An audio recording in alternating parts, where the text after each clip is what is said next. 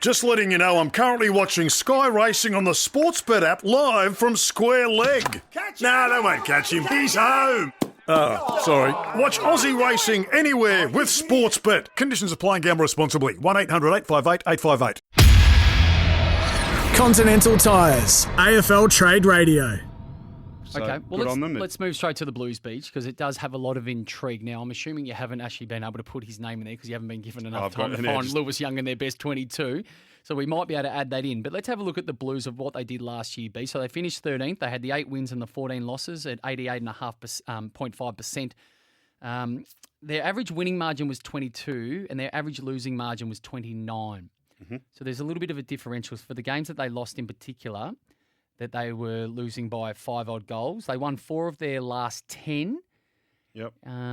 Which is not great. And the only team that they beat last year that played finals was the Bombers. Everybody else that they beat, Freo, the Suns, the Hawks, Crows, Freo again, the Pies and the Saints, none of them played finals. The Dons is the only one that they got over the line against. So what does that tell you? Is that they struggled against good opposition? And that's obvious, but those top 8 teams are generally the best defensive teams. So shut them down defensively.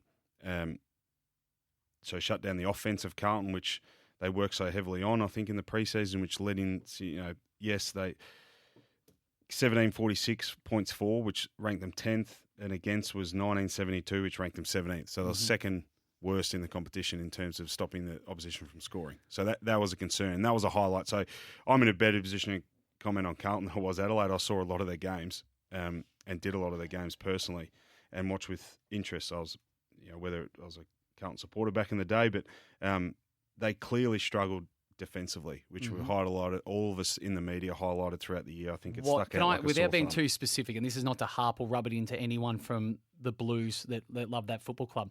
What is it specifically about their defensive structure that concerns you so much? It was more about their method and the strategy behind it, evolving their team defence.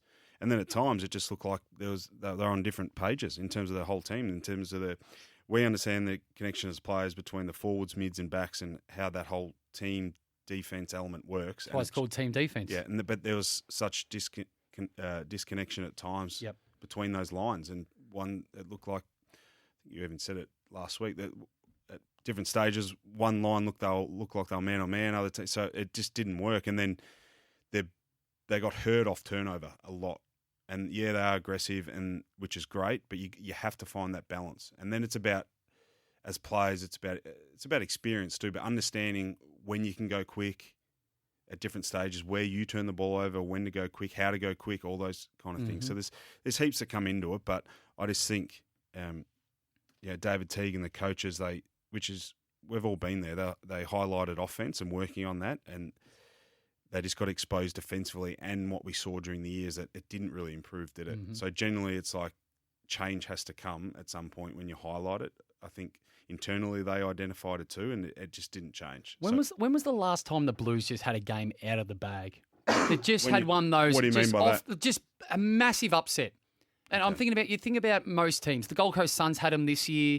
I go back to 2016 or must have been 17 when the Saints rolled the Tigers, and the ball just bounces your way. All of those. I can't recall a time. Maybe they might have been Geelong early a few years ago. But when was a time you said, oh, my God, this team is capable of beating the very best? And I just went through a handful of the teams that... It probably wasn't this year, was it? No, it definitely wasn't this year. But last year? When have they shown just a game out of the box against a quality opposition, go, my God, they can compete. They can be that team that we thought they could be for the last 5 years. So what you're alluding to, I think the fact is how they do it too. And a team they beat, I'm sure there were teams, half-decent teams anyway last year. They only beat one top 8 team this year, but... that it just looked like it was done the right way in terms of, the intensity around the ball, the pressure, built off the foundation was team defence, scoring off turnover, as opposed to getting scored against off your turnovers. Like it just hasn't looked convincing for Carlton for a while now. Yeah. And they're all, the back end of, I think it was maybe 2 years ago, it looked a little bit and they were building, but it just never consistently looked right. And why I think that they are Carlton, so they're part of that, big 4 or 5 in Melbourne, so that the microscope's on them more than most. But I think just based on their list and what they have, they should be performing better, right? Correct. So and that leads into the best team. So when you look at it, it's like we're right. I think that they're underperforming. Mm-hmm. Well, our diehard producer, Joel Brooks, who loves the Western Bulldogs, has just let me know that the best games that Carlton have played in recent times has always been against the Bulldogs. They've given them some really good touch-ups. In 2019, they couldn't score 100 points, but against the Dogs, they did for the first time in a long time. And Sam Walsh had a blinder. Charlie Curnow kicked 7 against the Dogs in that same year too. In round 6, 2019, they won by 52 points. So that leads us into... The Bulldogs are their bunny. Well, it's okay to beat them during the season, but it'd be nice to play finals. So the Blues have spent 177 of 179 rounds, BJ, out of the top 8. Yeah. 177 of 179. Actually, before you give us their best 22 for round 1 next year, we are going to take a break, and we'll come back to that on the other side of this. This is Trade Mornings for Toyota. Certainty is a great feeling. Search Toyota Certified and Host Plus, the official superannuation partner of the AFL. Trade Mornings for Toyota. Receive added value when you trade in your car for a Toyota certified pre-owned vehicle. And for Host Plus, proud supporters of Trade Radio. Host Plus, the official superannuation partner of the AFL. Thanks for your company, Nick Del Santo and Brendan Goddard here on Trade Mornings. BJ, we continue your list analysis of the Carlton Football Club. We can. We can. We've been sitting on this for a number of days. We have. I like, again, putting them on paper is a dangerous thing, but they look really solid. So all right, let's start from the back pocket. What have you got name-wise? Back pocket, Marchbank comes in, hasn't played in a number of years. Mm-hmm. Sauce was on radio the other day talking about and how high they rate him. Yes. As a second, third defender, but also what he offers with ball in hand. Wiedering, star. Yep. Williams. So this is like back pocket as such. He's not playing in the back pocket. It's just.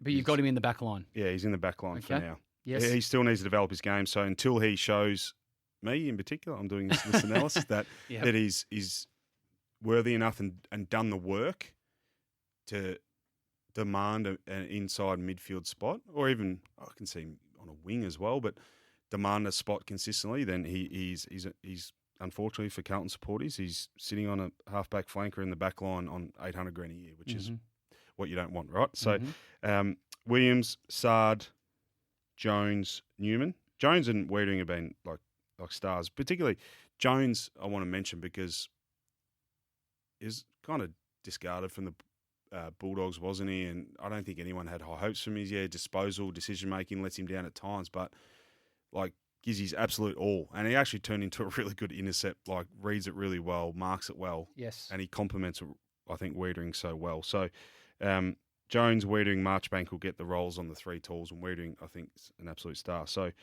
again, on paper, it looks really, really good. I think they just have to find the balance between attack and defence, those back six in particular, when you have Newman, Sard and Williams being there as aggressive ball users off the half-back. Yep. So, a bit of surprise, but fingers crossed the Doc can get healthy again and play footy, but I see him playing more up the field. Get him on a wing. Good ball user, good decision maker, get him in the front half. Okay. So I don't think you can't have Doherty, Newman, Sard, Williams floating around the back line. I think that it's unbalanced. Yes. Walsh, obvious one, plays, the centre on baller. A man that needs to lift, Setterfield. So got all the attributes. Actually, probably arguably played his best footy as an inside mid out of necessity because they had a number of injuries. I think it was 2 years ago. This year had a really poor year, struggled to play consistently, struggled to get in the team consistently. So he, I'm not sure why he just hasn't done what we would hope, and we've seen him. So he's a man that needs a lift. Forward line, another man that needs to find consistent form and getting paid well, and they gave up. Oh, well, they didn't because they got him. He walked, didn't he? So Jack Martin. Yes. Highly paid. He needs a lift, find consistency, need more out of him. These are the guys that are going to take Carlton, I think, from a list point of view to the next level, along with the new game plan, new coach now. Kudafides 2.0. Charlie Curnow, back, full pre-season. Mm-hmm. Fingers crossed. Fingers crossed. Yes. Sky's the limit. Mm-hmm. Zach Fisher, who I think is going to be a crafty kind of player for Carlton and has been, but just riddled with injuries this year, but shown a hell of a lot, even finding himself kind of pinch hitting through the midfield, adding a bit more of pace, agility, ball use great, forward to centre. Jack Silvani, who's I think found his niche. Mm-hmm. Coleman got the reigning Coleman medalist. Harry. Yes. Easy. He'd get a spot. So he's there for the next 10, 12 years. Yep. And this is, I think, a spot that's up for grabs, but I put Cunningham in there as that other forward who's played with Gibbons as a high half forward coming up to the stoppages, getting higher up the ground, trying to get involved in defence, and then getting back on the spread. I think he plays as that forward kind of pressure. Yep. Yeah, the only thing, again, I think we highlighted the other day, the thing that they need is legitimate pressure player, which they targeted Papley a number of years ago. Eddie Betts, who's in the twilight of his career, but had offered that in the past, but it didn't work out because he wasn't able to do what he'd done in the past. But they need, I think, a legitimate, that Cunningham role, pressure player to complement all those other guys. And the other guys get involved. They're pretty durable and flexible. Curno's ability to get around the ground. So when the ball hits the ground, I think they're all capable enough to getting involved in defence and applying the pressure. Okay. On ballers, I think De Koning gets the nod against, Pittonet, who's went there for a role and served the role, but go with the younger version. Cripps and Chera comes straight in and plays. And then from the bench, so my question mark with Hewitt is if it's to take the load off Cripps, Walsh as another inside mid. I think what they're seeing is he's a better version of Ed Curnow, because Ed's been such a gallant kind of warrior, hasn't he? Over he's been there for so long and done such a great job. He's a guy that has got the absolute best out of his natural talent, I think, and played a great role. So, on the bench is Dow, Kennedy, Plowman plays that back, rotation back, and forward you've arguably got Fogarty. But I think Hewitt's in there on my bench at the minute, and where they fit Curnow and Hewitt into that, I actually don't know. So you've got no Plowman, correct me if I'm wrong. No Plowman on the bench. On the bench, sorry. You've got no Stocker. Yep. No Tom Williamson. You had no Tom Williams has been that in and out kind of. You had no Jack Noons. You had no Gibbons. Yep. So did you have Mitch McGovern? No. So here's my depth chart on the sides. Gibbons, Cottrell, McGovern, Nunes, who's played that wing. You have really hard worker. Yep. But I think the others offer more in terms of I question Nunes' decision making and kicking at times. Pittonet, Stocker, and Williamson. I like Stocker. I like Williamson, and there's no way you can't have, all being equal, Mitch McGovern not in your starting 22 in that forward line when you're umming and ahhing about. In the forward line? Yeah. Prove it. But I suggested the other one I said to you the other day was try him at the half back. We know the skill set that he currently holds. It's the ability to mark the ball. We think his running capability is okay. He's not pushing out Jones and Wiedering, and the only possible position is kind of march back. And I think he's your best case scenario that he gets a full preseason. He's literally hasn't played in 2 years, but Plowman's been ahead of McGovern just because he's been more consistent. So just prove it to me. Okay. To put you in your team. So he just doesn't fit in. And then not Lewis Young. Yeah. Well, would you have Lewis Young as your number one ruckman? Because you had Tom De Koning as the number one over Pittonet. Yep. Would you bring in Young over De Koning? I don't think so. I haven't seen based on. Or will he come in as a defender?